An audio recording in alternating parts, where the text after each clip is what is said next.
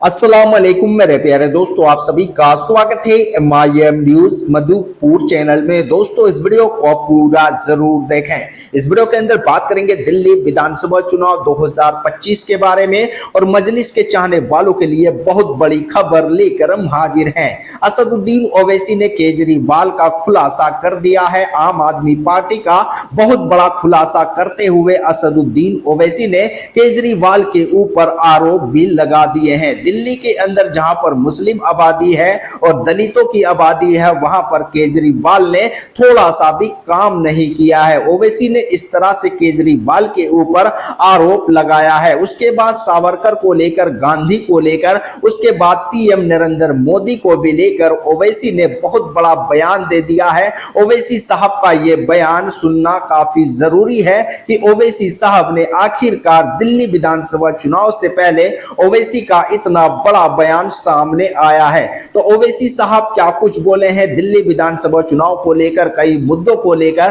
तो ओवैसी साहब का ये पूरा बयान सुने।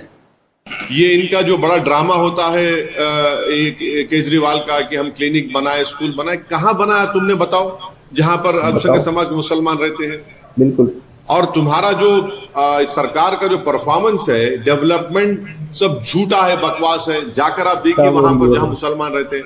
चौथी बात यह है कि जो लोग जेलों में हैं उनके ताल्लुक से एक लफ्ज तो नहीं बोलते, जो उनके पार्टी के लोग भी हैं, भूल गए उन लोगों को। केजरीवाल को बेल हो गई, सिसोदिया को बेल हो गई, इनके तमाम नेताओं को बेल हो जाती है। सही बात। और जब दिल्ली में जेनोसाइड हो रहा था, ठीक है, लॉ एंड ऑर्डर इनके पास नहीं है, मगर आप क्या करते हैं, मुख्यमंत्रियों पर राजघाट पे जाके बड़ी आते हैं आप। अच्छा। मरने वालों को एस ग्रेशिया का जो पैसा देते हैं उसमें भी आप कम्युनिज्म करते हैं। तो ये सब ड्रामेबाजी हो रही है। रियल डेवलपमेंट जहां होने का है, जहां पर दलित और मुसलमान है, तो कुछ नजर नहीं आता हमको। बिल्कुल, ओवैसी साहब ने इस तरह से केजरीवाल को दिल्ली चुनाव से पहले जवाब दिए हैं और ओवैसी साहब का इतना बड़ा बयान सामने आया है। अब सावरकर को लेकर, गांधी को लेकर और पीएम नरेंद्र मोदी को लेकर ओवैसी साहब फिर बोलेंगे, वो भी जरूर सुने पूरा। नहीं, हम प्रधानमंत्री से एक ही बात पूछना चाह रहे कि क्या उनकी सरकार कपूर कमीशन ऑफ इंक्वायरी की जो फाइंडिंग्स है, जिसमें चीफ जस्टिस कपूर साहब ने अपनी इंक्वायरी कमीशन रिपोर्ट में कहा कि सावरकर महात्मा गांधी के कत्ल के कॉन्स्पिरेसी में शामिल है। बिल्कुल, ये प्रधानमंत्री हमको बता दे क्या वो इनकी सरकार उस Kapur commission of inquiry report को मानती है, नहीं मानती है? और अगर महात्मा गांधी से आपको मोहब्बत है, जो हर गांधी जयंती के दिन प्रधानमंत्री और बीजेपी आरएसएस गांधी के फोटो के सामने फूल माला चढ़ाते हैं, राजघाट को जाते हैं, तो फिर ये गांधी से कैसी मोहब्बत कि कपूर कमीशन ऑफ इंक्वायरी कहता है कि ये कॉन्स्पिरेसी में शामिल थे। वो बता दे प्रधानमंत्री, बता दे भाई। आपको मुगल नाम से नफरत है, बिल्कुल ठीक है, हम समझ सकते हैं, आपको एलर्जी है उससे, मगर ये तो बता दीजिए कि गांधी से मोहब्बत है और गांधी के कॉन्स्पिरेसी में जिसका रोल रहा, आप उनसे ही मोहब्बत करते हैं। अच्छा, ये कैसी मोहब्बत है? ये तो डबल टाइमिंग कर रहे हैं मोहब्बत में आप। अच्छा जी। दिल्ली के चुनाव में अब संभल मस्जिद को लेकर फिर बोलेंगे ओवैसी साहब, और केजरीवाल को भी लेकर क्या दोनों हिंदुत्व पे हैं, दोनों में फर्क क्या है? कोई फर्क नहीं दोनों में, दोनों आइडियोलॉजिकली एक ही है। दोनों की पैदाइश, इनको पैदा करने वाली अम्मा का नाम है आरएसएस। एक को जनसंघ को पैदा किया उन्होंने, बाद में फिर वो 1980 में बीजेपी बनी।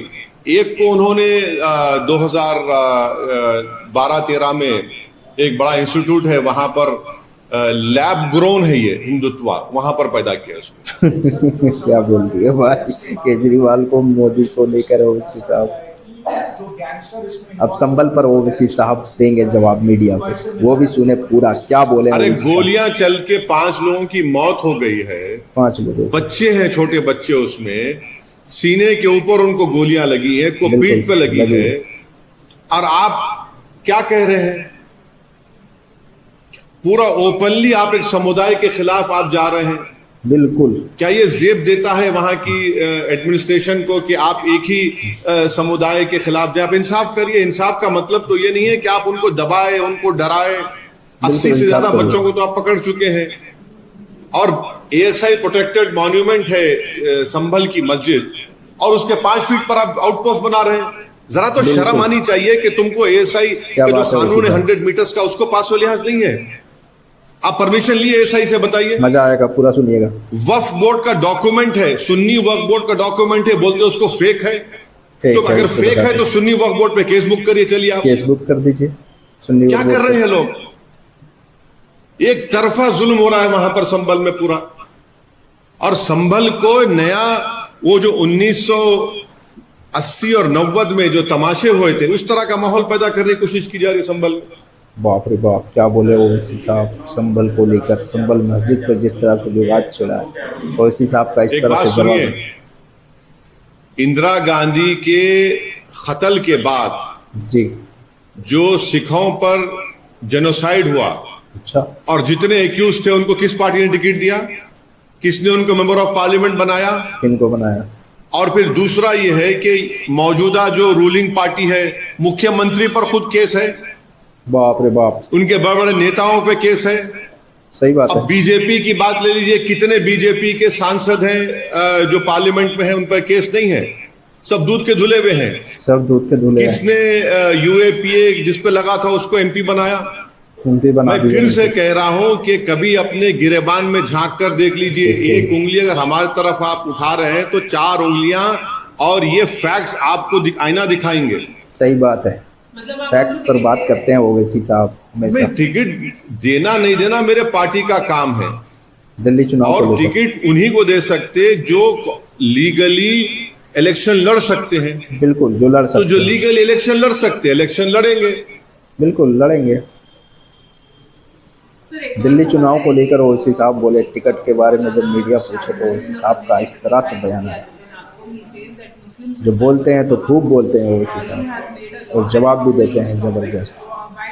तो दोस्तों, आप लोगों ने सुना बैरिस्टर असदुद्दीन ओवैसी साहब दिल्ली चुनाव को लेकर, केजरीवाल को लेकर, आम आदमी पार्टी को लेकर, पीएम नरेंद्र मोदी को लेकर ओवैसी साहब ने सावरकर को भी लेकर और गांधी को भी लेकर ओवैसी साहब का इस तरह से बयान आया। आरएसएस को भी लेकर ओवैसी ने ताबड़तोड़ हमला बोले। ओवैसी साहब का जो बयान आया है, ओवैसी साहब जिस तरह से बयान देते हैं, मीडिया जब सवाल करते हैं तो असदुद्दीन ओवैसी साहब खामोश नहीं बैठते हैं, खुलकर बोलते हैं। चाहे कोई भी हो मुद्दा, ओवैसी साहब से पूछ लो। ओवैसी साहब संविधान के साथ में रहकर संविधान की बात करते हैं, और संविधान को जिस तरह से ओवैसी साहब मानते हैं, शायद कोई ऐसा नेता होगा जो संविधान की बात उतना नहीं करते होंगे, पर अनाप शनाप काम तो जरूर करते होंगे। पर ओवैसी साहब संविधान को साथ लेकर संविधान की बात करते हैं। संविधान के बारे में ओवैसी साहब काफी ज्यादा उनको जानकारी है, क्योंकि असदुद्दीन ओवैसी साहब बैरिस्टर है।